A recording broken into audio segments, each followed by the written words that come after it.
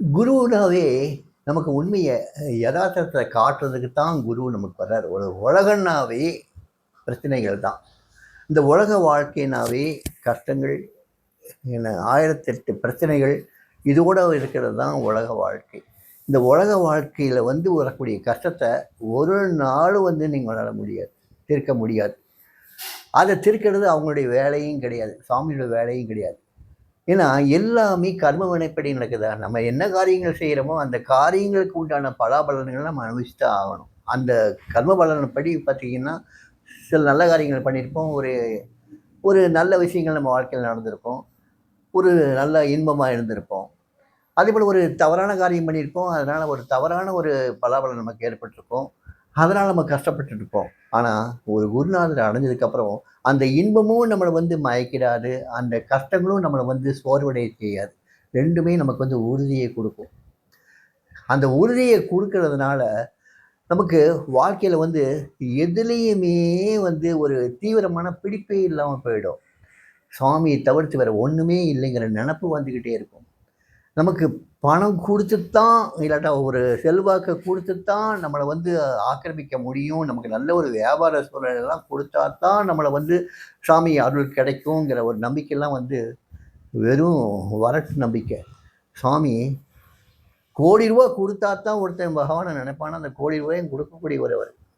அவன்கிட்ட இருக்கிற ஒரு துளி ஒரு சொத்து கூட ஒன்றுமே இல்லாமல் அவனை ரோட்டில் நிற்க வச்சா தான் அவனை பகவானை நினைப்பான்னு ஒரு நான் அவர் நினச்சாருன்னா அவன்கிட்ட எல்லாத்தையும் உரி விட்டுருவார், எல்லாத்தையும் கழட்டி விட்டுருவார். நான் 2வது ரகம். நான் அவ்வளோ பெரிய பணக்காரனாக இருந்து அப்படி சுற்றிக்கிட்டு இருந்தவன் எல்லாத்தையும் பிடிக்கிட்டு நடுத்தரில் வச்சார். நடுத்தரில் வச்சதுனால நான் சுவாமியை நினைத்தேன், பகவானை நினைத்தேன். அத்தனை விதமான தத்துவார்த்தங்கள், அது என்ன துவைதா அத்வைதா, இன்னும் என்னென்ன தத்துவங்கள், என்னென்ன ஒரு நூல்கள், என்னென்ன ஞானிகள், அவருடைய உபதேசங்கள் எல்லாத்தையும் கற்க வச்சார். எல்லாத்தையும் கற்றுக்கிட்டேன் நான். எல்லாத்தையும் கற்க வச்சது அவர். ஆனால் அதுக்கு எனக்கு சந்தேகங்கள் கிடைச்சதுன்னா அந்த சந்தேகங்களுக்கு விட சொல்கிறதும் அவர் தான், அந்த சந்தேகத்தை போக்குனதும் அவர் தான். இவ்வளவும் கொடுத்தாரு. இவ்வளவு கஷ்டங்கள் இருந்து கொடுத்தாரா, நான் பெற்ற இன்பங்கள் இருந்து கொடுத்தாரா. இப்போ பார்த்தீங்கன்னா எனக்கு எங்கே பார்த்தாலும் இன்பங்களாக தான் தெரியுது, எங்கே பார்த்தாலும் நிம்மதியான வாழ்க்கை தெரியுது. இந்த நிம்மதியான வாழ்க்கையிலையும் எனக்கு 1008 விதமாக எனக்கு சொல்லி கொடுத்துட்ருக்கார் இந்த வாழ்க்கையை பற்றி. ஸோ எல்லா வகையிலையும் அவர் கற்றுக் கொடுத்துட்ருக்கார். ஒரு குருநாதருங்கிறவர் நம்முடைய வாழ்க்கையை எடுத்து செப்பனிட வந்தவர், சரி பண்ண வந்தவர். அந்த சரி பண்ணுற ப்ராசஸில் துக்கமும் வரும், இன்பமும் வரும். அந்த துக்கம் மட்டும்தான் நமக்கு வருதுன்னு நம்ம நினச்சிக்கிட்டு இருந்தோம்னா அந்த துக்கம் துக்கமாகவே இருக்காது. நீங்கள் பழைய கதைகள், நிறைய கதைகள் ஒரு உதாரணம் சொல்லுவார் சாமி. குந்தி கிருஷ்ணர்கிட்ட வரம் கேட்பாளாம், நான் எத்தனை ஜென்மம் எடுத்தாலும் கிருஷ்ணா எனக்கு கஷ்டத்தையே கொடு, ஏன் அத்தை இந்த மாதிரி கேட்குறேன்னு சொல்லி கிருஷ்ணன் கேட்பானா. அதுக்கு குந்தி சொல்லுவாளாம், நான் கஷ்டப்பட்டதானே உன்னை நினைப்பேன் அப்படின்னு சொல்லுவாளாம். ரொம்ப இந்த மாதிரி கதைகள் சொல்லி சொல்லி சொல்லி சொல்லி சொல்லி நமக்கு கஷ்டங்களை தோணாமல், கஷ்டங்கள் சாமி நம்மளை நினைக்கிறாருன்னு அர்த்தம். சாமியை ஒரு தடவை சொன்னார், பாஸ்டர் இந்த பிச்சைக்காரன் தினமும் உன்னுடைய பாடலை பாட சொல்கிறாரு, ஏன்னா தினமும் இந்த பிச்சைக்காரன் உன்னை நினைக்கிறான், அதனால தான் உன்னுடைய பாடலை பாட சொல்கிறான். சாமியுடைய நினைப்பில் நம்ம வாழ்கிறது எவ்வளோ பெரிய காரியம். நம்ம சாமி நினைக்கிறது ஒன்றும் பெரிய காரியம் கிடையாது, ஆனால் சாமி நம்மளை நினைக்கிறதுங்கிறது எவ்வளோ பெரிய காரியம். அது வாயை விட்டு சொல்லும்போது எவ்வளோ பெரிய காரியம். போதுமே எனக்கு, அதை விட வேறு என்ன வேணும். அதில் வரக்கூடிய கஷ்டங்கள் 1008 கஷ்டங்கள் வந்தாலும் நான் ஏற்றுக்குவேன். அதுக்கு என்ன மேக்ஸிமம் என்ன செய்ய போகிறோம், அழ போகிறோம், அழுதுட்டு போகிறேன். ஆனால் இவனை இன்பங்கள் வரும்போது மேக்ஸிமம் என்ன செய்ய போகிறேன், சிரிக்க போகிறேன், சிரிச்சிட்டு போகிறேன். ஆனால் அந்த அழுகையும் சிரிப்புக்கும் அடுத்து நிற்கிறது, பின்னால் நிற்கிறது பார்த்தீங்கன்னா சுவாமியை திறப்பார். ஸோ சுவாமினால் சகலமும் செய்ய முடியும், சகலமும் செய்யாமலும் இருக்க முடியும். எதுவும் செய்யணுங்கிற கட்டாயத்தை அவருக்கு உருவாக்கவே முடியாது.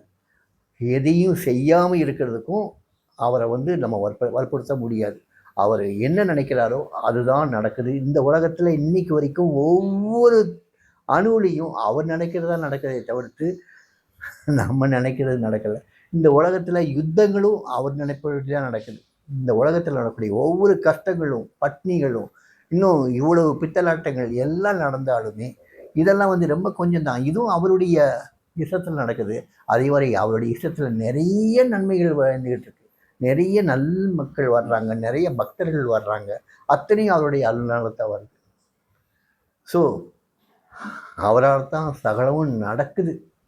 இந்த துன்பங்கள், இன்பங்கள் எல்லாமே பார்த்திங்கன்னா அவரை பொறுத்த மட்டும் சமதிருஷ்டியோடு பார்க்கறதுனால நமக்கு அந்த சமதிருஷ்டியை ஓரளவுக்கு கொடுத்துருவார். அதனால் துன்பங்கள்னு ஒன்று நமக்கு தனியாக வந்து நம்ம எடுத்துக்கவே வேண்டியதில்லை. எடுத்துக்க வேண்டியதில்லை, அந்த துன்பங்கள் வரும், வராமலாம் இருக்காது. பெரிய பக்தன் என்ன எப்பேற்பட்ட நாரதனையே எவ்வளோ சோதனைகள் பண்ணுறாரு பகவான். அந்த கதை உங்களுக்கு தெரியுமான்னு எனக்கு தெரியல. நாரதன் கதை மாயைனா என்னன்னு தெரியாது, கேட்குறாப்புல மாயைனா என்னன்னு. வா நடந்து போய்கிட்டே இருப்போம்னு சொல்லி கூப்பிட்டு போகிறாப்புல. கூப்பிட்டு போனோன்னா நாரதா எனக்கு ரொம்ப தாகமாக இருக்கு, எங்கேயாவது தண்ணி கொண்டு வான்னு கேட்குறாப்புல. இவன் போகிறான், எங்கே பாலைவனத்துக்குள்ளே நுழைஞ்சிடறான். அங்கே போனால் ஒரு பசுஞ்சோலை உள்ள இருக்குது. அங்கே போய் ஒரு கிணத்துல ஒரு பெண் தண்ணி சேர்ந்துக்கிட்டு இருக்கா. அங்கே போய் தண்ணி கேட்குறாப்புல, தண்ணி கொடுக்குறாப்புல. அந்த பெண்ணுடைய அழகுல மயங்கி நேராக பின்னாலே போகிறாப்புல. அந்த போனால் அங்கே அவங்க அப்பா மட்டும் இருக்காப்புல. அவங்க அப்பாட்ட கேட்குறாப்புல, ஐயா உன் பொண்ணை நான் கல்யாணம் பண்ணிக்கலான்னு நான் ஆசைப்பட்றேன் அப்படின்னு கேட்குறாப்புல. எனக்கு இருக்கிறது ஒரே மகா, நீ இங்கேயே வீட்டோட மாப்பிள்ளையாக இருக்குன்னா உனக்கு கல்யாணம் பண்ணி வைக்கிறேன்னு சொல்கிறாப்புல. சரி அப்படியே இருக்கேன்னு சொல்லி அங்கே இருந்துடுறாப்புல. அதுக்கப்புறம் கிட்டத்தட்ட ஒரு 6-7 வருஷ காலம் அங்கேயே வாழ்றான். 3 குழந்தைகள் ஆயிடுச்சு. அப்போ ஒரு நாள் பெரிய வெள்ளம் வருது. அந்த நதி பக்கத்தில் ஒரு நதியில் பெரிய வெள்ளம் வருது. எல்லாத்தையும் அடிச்சிட்டு போகுது. அவன் குடிசைகள் எல்லாம் அடிச்சிட்டு போகுது. அவன் குழந்தைகளையும் அடிச்சிட்டு போகுது, மனைவியும் அடிச்சிட்டு போகுது. அப்போ வந்து மனைவி ஒரு கையிலையும் குழந்தைகளை தோளில் ஒன்றும், இடுப்பில் ஒன்றும், கையில் ஒன்றுமா அடிச்சிட்டு, பகவானே என்னை காப்பாற்றி என் குடும்பத்தை காப்பாற்றுன்னு கதறாப்புல. அப்போ ஒரு குரல் விழுது காதில், நாரதா நான் எவ்வளோ நேரமாக தாகமாக இருக்குன்னு சொல்லிட்டு இருக்கேன், இன்னுமா தண்ணி எடுத்துகிட்டு வரேன்னு ஒரு குரல் காதில் விழுது. முடிச்சு பார்க்குறேன், ஒன்றையுமே காணோம். நேராக தண்ணி எடுத்துகிட்டு கிருஷ்ணன் போய் பார்க்க போகிறாப்புல. மாயனா தெரிஞ்சுக்கிட்டியா, இதான் மாயை. அவனுக்கு 7 வருஷம், கிருஷ்ணனுக்கு 7 நிமிஷம்.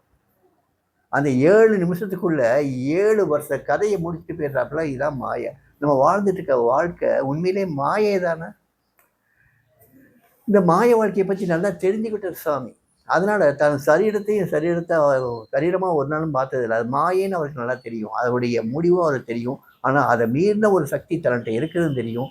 அதனால தான் சொன்னார், my father is only this beggar. அப்பா இந்த பிச்சைக்காரனோட ஒன்றி இருக்காரு, இந்த பிச்சைக்காரனும் அப்பாவோட ஒன்றி இருக்காப்புல. அதனால் இந்த பிச்சைக்காரன் இந்த சரீரம்னு நினைக்காத. To you think the beggar is from here to hear கேட்டார் சாமி. இந்த பாதத்திலிருந்து இந்த உச்சத்தலை வரைக்கும் தான் இந்த பிச்சைக்காரன் நினைச்சிட்டு இருக்கியா? No, the beggar is all pervading. எல்லா இடத்துலையும் நீக்கமாக நினைஞ்சிருக்கான் இந்த பிச்சைக்காரன் அப்படின்னு சொன்னவர். அப்படின்னு நம்பினவர் இல்லை, அப்படியே இருந்தவர், வாழ்ந்தவர் அவர். அப்பேற்பட்ட ஞானியை நம்ம அண்ணவங்களுக்கு இந்த கஷ்டங்கள் இருக்கும், இன்பங்கள் இருக்கும். ஆனால் ரெண்டுமே மாயைங்கிறது நல்லா தெரியும். இதுவும் போயிடும், அதுவும் போயிடும். முடிவில் இருக்கிறது இந்த சரீரம். இந்த சரீரம் தானே இன்ப துன்பத்தை அனுபவிக்குது, இந்த மனசு தானே இன்ப துன்பத்தை அனுபவிக்குது, இந்த புத்தி தானே இன்ப துன்பத்தை அனுபவிக்கிறது. இதுவும் போயிடும். இதுவும் போனதுக்கப்புறம் சாமியோட ஐக்கியமாகிடுவோம். அந்த ஐக்கியமான காலத்துக்காகத்தான் இவ்வளோ ஒரு வாழ்க்கை நமக்கு கொடுக்கப்பட்டிருக்கு. இதுக்குத்தான் முயற்சி நடந்துகிட்டு இருக்கு. இதுக்குத்தான் அத்தனை விதமான வேலைகள் நடந்துகிட்டு இருக்கு.